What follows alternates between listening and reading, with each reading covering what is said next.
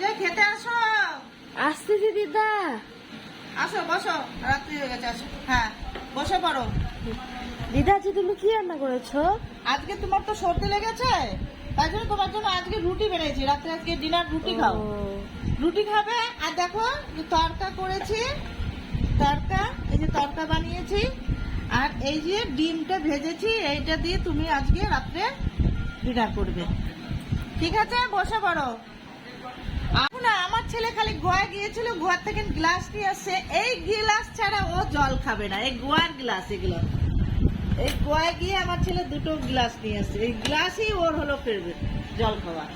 তাহলে ঠিক আছে, রুটি দিচ্ছি, তুমি বসে পড়ো। গরম গরম রুটি আছে, বসে পড়ো। এই দেখো, এই দেখো দু রুটি, একটাই দিলাম রুটি। সর্দি লেগেছে, রুটি খেয়ে নাও। আচ্ছা।